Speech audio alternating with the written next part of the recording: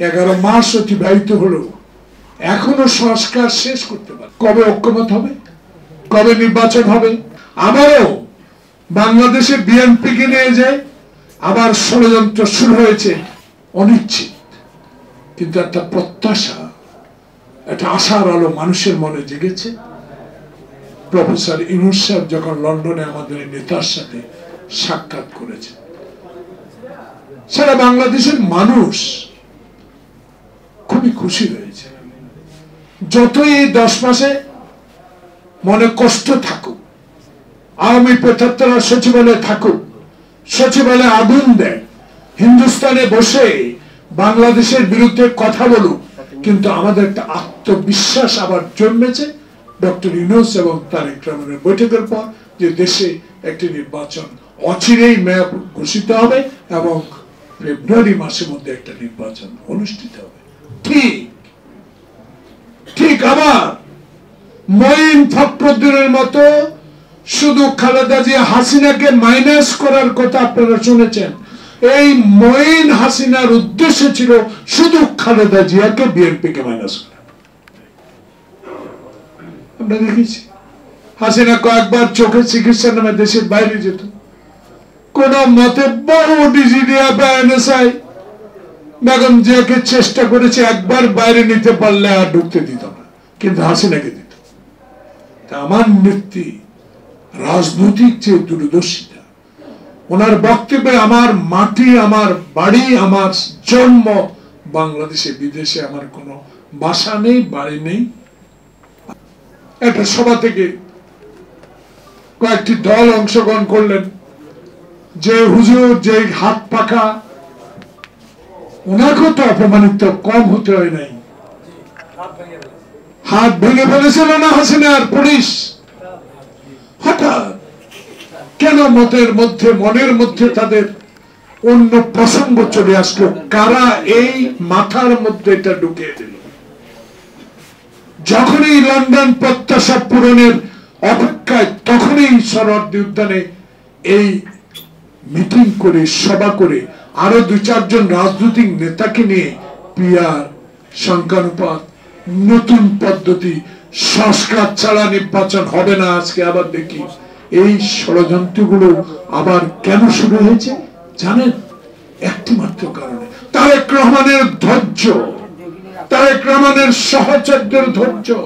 রক্তাক্ত অবস্থায় মাথা আল্লাহ ছাড়া কারো কাছে নত করেন নাই। আবার দেখেছেন তারেক রহমানের যে সাহসী ভূমিকা 16 বছরে, তারেক রহমানের যে সাংগঠনিক শক্তি, সেটা দিয়ে বাংলাদেশে 16.5 বছর হাসিনার রক্ত চক্ষুকে উপেক্ষা করে এবং পুলিশ র্যাবের বিরুদ্ধে লড়াই করে টিকে আছে। যারা জীবন দিয়েছে তাদের স্মরণ করি, যারা মৃত্যুর পর থেকে আমরা বেঁচে আছি, আমরা সাজরে এখনো চিৎকার দিয়ে যখন বলি দেশটা নির্বাচন দিতে হবে। তারেক রহমান বলেছে, আমি এমন নির্বাচন চাই যে নির্বাচন দিনে হবে, যে নির্বাচনে মৃত ব্যক্তি ভোট দিবে না। এই ষড়যন্ত্র কিন্তু গভীরে যেতে হবে। আমি Abdul Salam, joint secretary general, আমাদের ধর্ম সেক্রেটারি জামালকে অনুরোধ করব, যখনই আপনারা নেতৃবৃন্দের সাথে আলোচনা করার সুযোগ পাবেন, জেনে নেওয়ার চেষ্টা করবেন কারা এই ষড়যন্ত্রের সাথে জড়িত। ষড়যন্ত্র এখন ওপেন হয়ে গেছে। আজকে তো আরো যে সংস্কার ছাড়া নির্বাচন হবে না। আগে কি জাতীয় সংসদ নির্বাচন না, আগে স্থানীয় সরকার নির্বাচন, নমিনি ডিক্লেয়ার, আবার নির্বাচন করবেন, আবার 300 প্রার্থীও দিয়ে দিল, ইউনিয়ন পরিষদের চেয়ারম্যানের প্রার্থীও দিয়ে দিল, আবার নির্বাচন হবে না। এইসব ষড়যন্ত্র একটি কারণে হচ্ছে, যখন বাংলাদেশের মানুষ শহীদ জিয়া, খালেদা জিয়া, তারেক রহমানের এই ভাষণ, এই সাংগঠনিক শক্তি এবং দেশে 31 দফা এবং দেশের গণতন্ত্র প্রতিষ্ঠার পর যদি সরকার গঠন করতে পারি, তাহলে আমি 186 দিনের যে কর্মসূচি নেব, সেটা যখন প্রকাশিত হচ্ছে, এদের মাথা নষ্ট হয়ে গেছে। দেশ পরিচালনার জন্য উনি যে লন্ডনে বসে প্ল্যান প্রোগ্রাম করছেন, সেটার প্রতিও তারা সাপোর্ট না দিয়ে আবার ষড়যন্ত্র শুরু করছে। তাই এই ষড়যন্ত্র রুখতে হবে। বিএনপিকে যত ষড়যন্ত্রের কবলে ফেলেন না কেন, হাসিনাও ফেলার চেষ্টা করেছেন। নিজে বলেছে চট্টগ্রামে যারা এরশাদের অধীনে নির্বাচনে তবে যারা তারা জাতীয় বেঈমান। উনি চলে গেলেন, কিন্তু খালেদা জিয়া নির্বাচনে যান নাই। আবারও বাংলাদেশে বিএনপিকে নিয়ে যায় আবার ষড়যন্ত্র শুরু হয়েছে। তার প্রমাণ হাত পাকার মিটিং, তার প্রমাণ আবার কিছু রাজনৈতিক নেতাদের এইসব বক্তব্য, পিয়ার, সংখ্যানুপাত, নির্বাচন না হওয়া। তাই তত্ত্বাবধায়ক সরকার অনুরোধ জানাবো, বহু রক্তের বিনিময়ে এই সফলতা।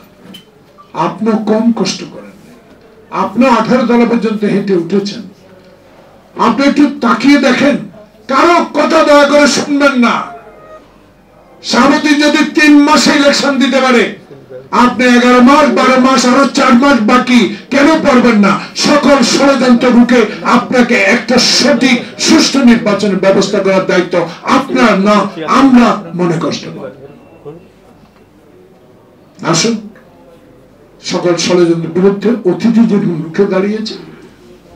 দল ছোট হইতে পারেন, কিন্তু আপনাদের মন মানসিকতা, শহীদের আদর্শের প্রতি যে সম্মান, সেটাকে বুকে ধারণ করে আসুন। চলি আবার সেই শেখ মুজিবের বিরুদ্ধে, হাসিনার বিরুদ্ধে, ষড়যন্ত্রের বিরুদ্ধে, এরশাদের বিরুদ্ধে যেভাবে সংগ্রাম করেছি, সেই সংগ্রামের জন্য আবার প্রস্তুতি নিতে হবে।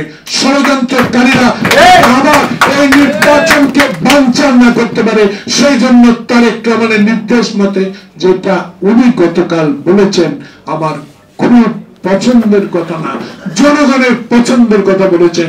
যারা পিয়ারের কথা বলুন, একটু লেখাপড়া করুন বা একটু ভেবে কথাগুলো বলুন, এটাই আসল মূল উদ্দেশ্য। আসুন সবাই গভর্নমেন্টের জন্য দোয়া করি। আপনি 10 মাস 11 মাস কাটিয়ে দিয়েছেন, কিন্তু একটা লক্ষ্য আপনার আছে, ফেব্রুয়ারি। অনুগ্রহ করে নির্বাচনটা দেন, দেশকে শান্তিতে নিয়ে আসেন, দেশের মানুষকে শান্তিতে বসবাস করতে দেন। সাংবিধানিক প্রতিষ্ঠানগুলো ধ্বংস করা হয়েছে, একটি নির্বাচিত সরকারের মাধ্যমে যেন সংবিধান, এই সকল সাংবিধানিক প্রতিষ্ঠানগুলো আবার কাজ করার সুযোগ পায়। এই বলে আমি আমার বক্তব্য শেষ করছি। আসসালামু আলাইকুম, ধন্যবাদ।